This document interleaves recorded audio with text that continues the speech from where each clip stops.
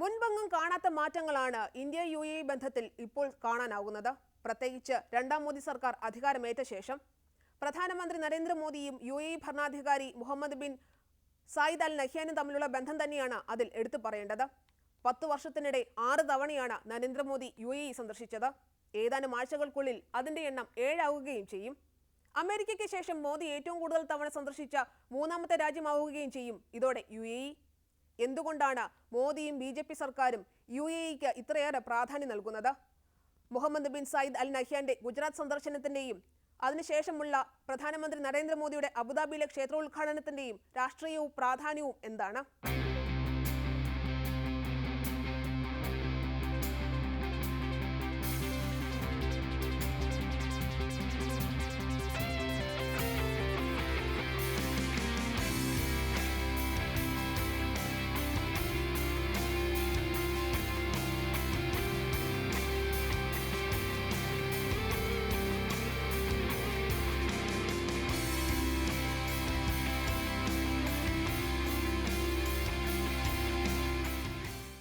അസംസ്കൃത എണ്ണ കയറ്റുമതിയിലൂടെ സമ്പന്നമായ ചരിത്രമാണ് ഗൾഫ് രാജ്യങ്ങൾക്കുള്ളത്.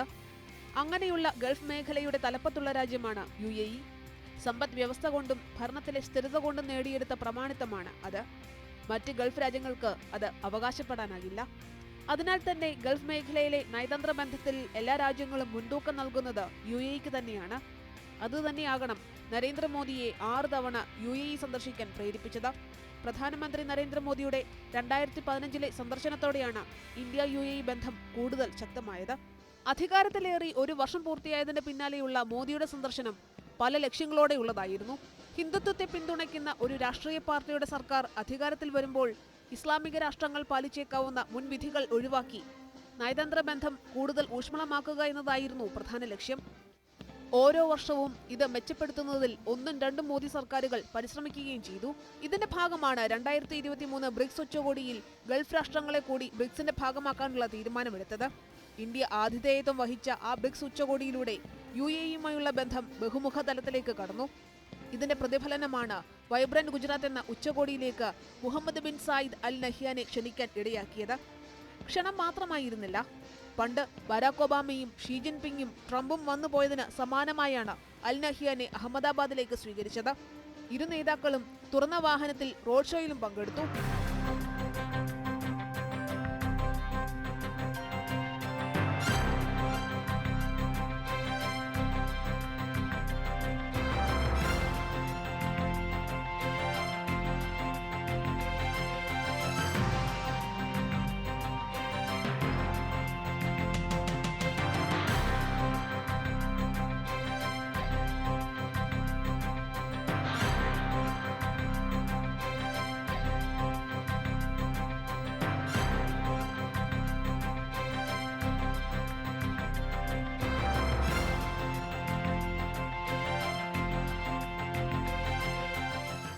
എന്തിനായിരുന്നു ആ വമ്പൻ റോഡ് ഷോയും സ്വീകരണവും?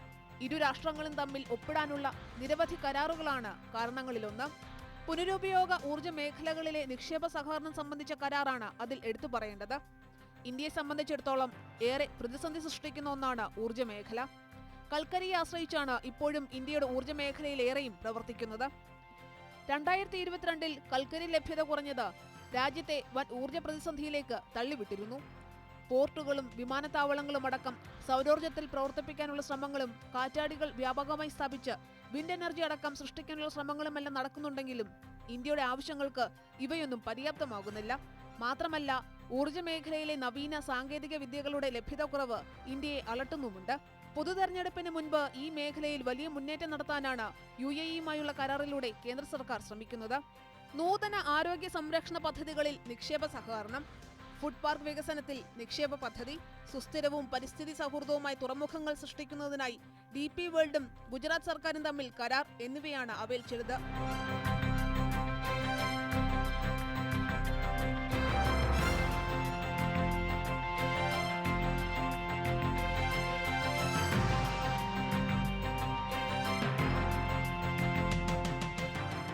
നേരത്തെ പ്രധാനമന്ത്രി നരേന്ദ്രമോദിയുടെ UAE സന്ദർശനത്തിന്റെ കണക്കുകൾ പരാമർശിച്ചിരുന്നു.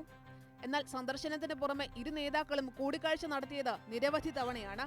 കഴിഞ്ഞ 7 മാസത്തിനിടെ മാത്രം നടത്തുന്ന 4ാമത്തെ കൂടിക്കാഴ്ചയായിരുന്നു അഹമ്മദാബാദിലേത്.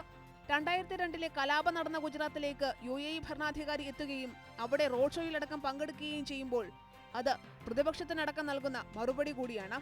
അതായത് ഹിന്ദുത്വം ഇന്ത്യയിൽ അജണ്ടയാകുമ്പോഴും വികസനത്തിലും നയതന്ത്ര ബന്ധത്തിലും അത് പ്രതിഫലിക്കില്ലെന്ന് ആവർത്തിച്ചു വ്യക്തമാക്കുകയാണ് നരേന്ദ്രമോദി. ഗൾഫ് മേഖലകളിലെ പ്രവാസി സമൂഹത്തിലേക്ക് കൂടി ഇറങ്ങിച്ചെല്ലാനുള്ള ശ്രമങ്ങളുടെ ഭാഗം കൂടിയാണ് ഇത്. ഗൾഫ് എന്നാൽ BJPക്ക് കാര്യമായ വേരോട്ടമുള്ള മേഖലയായിരുന്നില്ല. എന്നാൽ 2014 ശേഷം ഇതിന് കാര്യമായ മാറ്റങ്ങൾ വന്നു തുടങ്ങി. പ്രവാസികൾക്കുള്ള വോട്ടവകാശം കൂടി നേടിക്കൊടുത്താൽ മോദിയുടെ ഇമേജ് പ്രവാസികൾക്കിടയിൽ ഒന്നുകൂടി ശക്തമാകും. മാത്രമല്ല, ഗൾഫ് മേഖലയിലുള്ള പ്രവാസികളിലേറെയും ദക്ഷിണേന്ത്യയിൽ നിന്നുള്ളവരാണ്.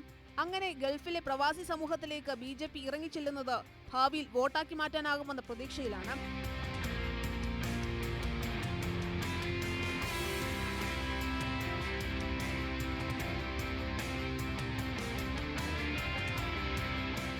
അൽ നഹ്യാൻ എന്ന ഭരണാധികാരിയെ സഹോദരൻ എന്നാണ് പ്രധാനമന്ത്രി നരേന്ദ്രമോദി വിശേഷിപ്പിക്കുന്നത്. അത് ഇരുവരും തമ്മിലുള്ള ബന്ധത്തിന്റെ വെളിപ്പെടുത്തൽ കൂടിയാണ്. തലസ്ഥാനമായ അബുദാബിയിൽ ക്ഷേത്രം പണിയാൻ Mohamed bin Zayed Al Nahyan അനുമതി നൽകിയതും സ്ഥലം അനുവദിച്ചതും അതിന്റെ സാക്ഷ്യമാണ്.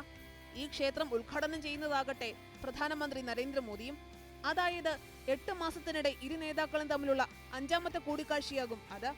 അടുത്ത കാലത്ത് പ്രധാനമന്ത്രി ഏറ്റവും കൂടുതൽ തവണ കൂടിക്കാഴ്ച നടത്തിയ മറ്റൊരു രാഷ്ട്രത്തലവൻ വേറെ ഉണ്ടാകില്ല.